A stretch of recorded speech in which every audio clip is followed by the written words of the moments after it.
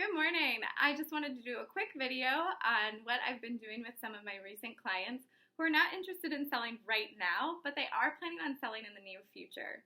So a client reached out to me and they are considering moving in the next year, but they also have some money that they'd like to invest back into their home.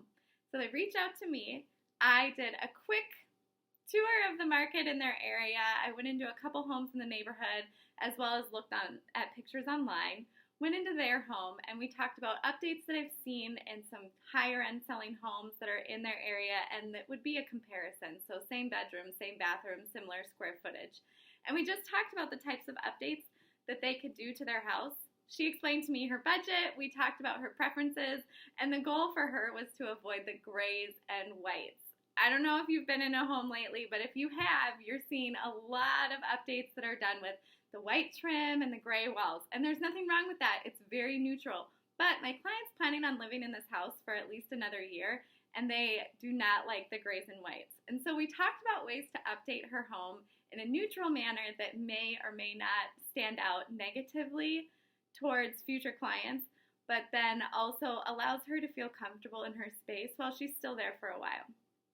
So one reason this is really important is because if you are planning on doing updates to your home, it's always good to reach out to a real estate agent and just check to see what's going on in the market.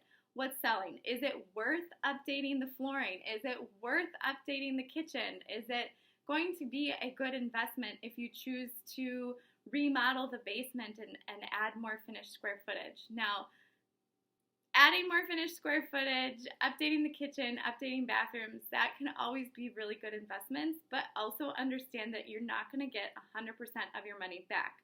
So, for example, if you put in $10,000 to update your bathroom, it does not mean that your home value increases by $10,000.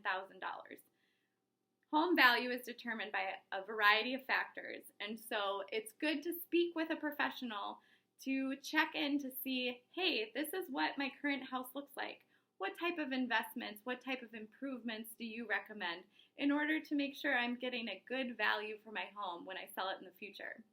So if you're thinking about updating your house and you'd like to talk with me to chat about ways you can update it that's worth your time and your money, reach out. I'll put my contact information in the comments below.